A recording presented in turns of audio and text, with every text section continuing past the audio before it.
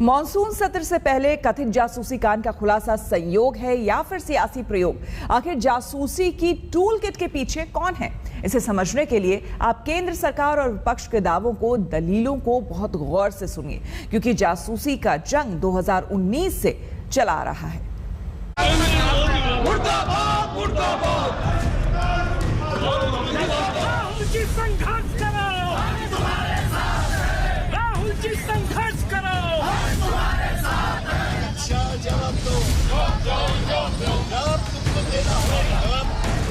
संसद से सड़क तक केंद्र सरकार और विपक्ष में आर पार की टक्कर है। मुद्दा कथित जासूसी कांड का है। एक तरफ बीजेपी है और दूसरी तरफ कांग्रेस, आम आदमी party, TMC, left, Bahujan Samaj party और समाजवादी पार्टी है।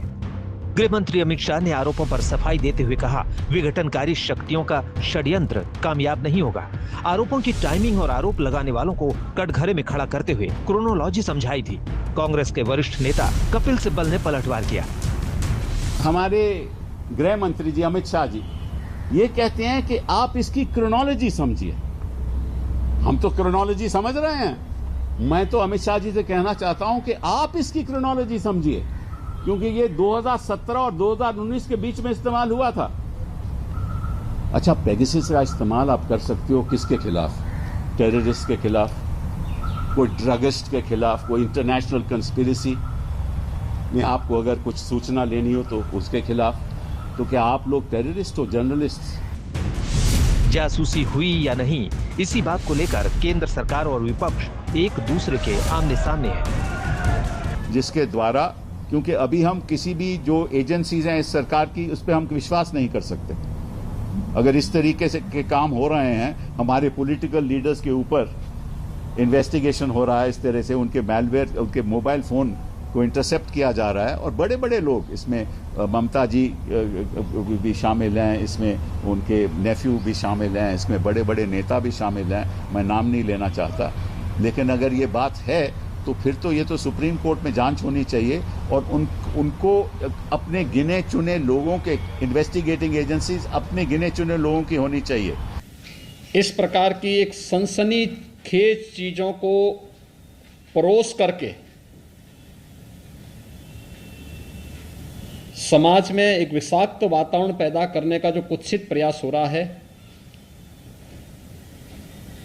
राजनीति के घटते हुए, गिरते हुए स्तर को प्रदर्शित करता है। विपक्ष पूरी तरह नकारात्मक भूमिका में के साथ में है। पेगासस की पहेली क्या है? केंद्र सरकार से यही सवाल विपक्ष पूछ रहा है। कभी खुद को गुनहगार नहीं मानता है तो सरकार भी अपने आप को गुनहगार नहीं मानेगी। और इस देश में ऐसा कोई कानून नहीं है कि कोई हत्यारा, कोई डकैत, कोई चोर अपने आप को खुद से क्लीन चिट दे। इसकी एक प्रॉपर इन्वेस्टिगेशन होनी चाहिए, सुप्रीम कोर्ट मॉनिटर्ड इन्वेस्टिगेशन होनी चाहिए, तब दूध का दूध, पानी का पानी हो पाएगा। पेगासस का सॉफ्टवेयर, स्पाईवेयर जो कंपनी जो चलाती है, उसकी स्पष्ट ये घोषणा है कि सिर्फ सरकारों के साथ डील करती है। तो बताए कौन है ये सरकार, कब क्या एग्रीमेंट किया उनके साथ, और किसके ऊपर ये जासूसी कर रही है। पूरा ध्यान इस सरकार का है यहाँ पर एक पुलिस स्टेट बनाए, और उनके खिलाफ जो भी आवाज़ आती है या जो भी उनको जो करना है, इस तरीके की जासूसी के आधार पर चले।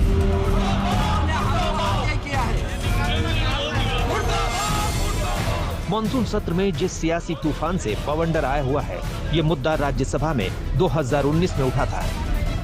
तब कांग्रेस के नेता दिग्विजय सिंह ने जासूसी के यही सवाल उठाए थे।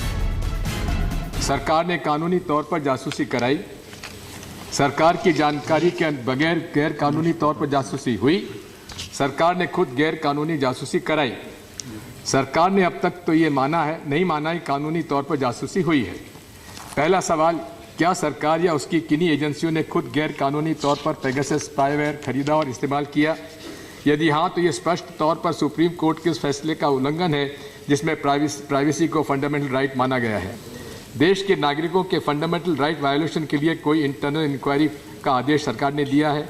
अगर नहीं तो सरकार ने किस आधार पर यह निष्कर्ष निकाल लिया कि उसकी कोई एजेंसी इसमें शामिल नहीं थी? और सर, हमारा दृष्टिकोण बहुत ही साफ है। जिसको भी शिकायत है वो केस करे, डैमेज ले 5 लाख, 3 साल के लिए जेल भिजवाए, भारत सरकार उस इंक्वायरी में पूरी मदद करेगी। But government should not be involve into any fishing inquiry sir, क्योंकि मुझे भी अपने देश के नागरिकों को सम्मान की बात करनी है। अब सर बार बार बात की कि आपने ये खरीदा कि नहीं, and I want to, Digvijay ji बड़े आदर से मैं डिनाई करना चाहता हूं कि पेगासस की मीटिंग कोई गृहमंत्री जी के साथ हुई थी, जिसका आपने पूरा ये मांगा है। ये मैं आपको विनम्रता से कहना चाहता हूं। राज्यसभा में जासूसी को लेकर सवाल जवाब हुए थे। उस वक्त कांग्रेस के हर सवाल का जवाब तत्कालीन आईटी मंत्री रविशंकर प्रसाद ने दिया था। कोई चोरी हुई, चोर ने किसी को गाड़ी इस्तेमाल की, चोर का पता भी है, लेकिन पुलिस सारी पूछताछ गाड़ी के मालिक से कर रही है। चोर जिसका नाम पता मालूम है उससे पूछने की हिम्मत नहीं है। इसलिए मेरा सवाल, क्या सरकार ने एनओसी के खिलाफ कोई इंक्वायरी का आदेश दिया है और उसमें क्या हुआ? लेकिन सर हमने कहा है कि आपके पूरे हम प्रोसेसेस ऑडिट करेंगे, उन्होंने उसका जवाब दिया है। हमने एक सबसीक्वेंट जवाब उनसे मांगा है। हमने एनएसओ को भी नोटिस भेजी है आपकी जानकारी के लिए, वो भी लिखा हुआ है हमारे जवाब में, हम उनसे भी। लेकिन सर आप एक बात समझे, एनएसओ और व्हाट्सएप में एक लड़ाई चल रही है अमेरिका में। It is that private battle, okay, where coincidence 1400 names have come, including some of Indians. How can the government of India wish to join a private battle between two companies? 2009 से विपक्ष और सरकार के बीच जासूसी को लेकर वाक युद्ध चल रहा है। इस बार सिर्फ नया यही है कि नामों का खुलासा एक रिपोर्ट के जरिए किया गया है। वैसे पहले 2019 में छत्तीसगढ़ सरकार ने पुलिस अफसरों की जासूसी कराई थी, तो उससे पहले कांग्रेस के शासनकाल में भी फोन टैपिंग का मुद्दा कई बार उठा, लेकिन हर बार ये मुद्दा कुछ दिनों बाद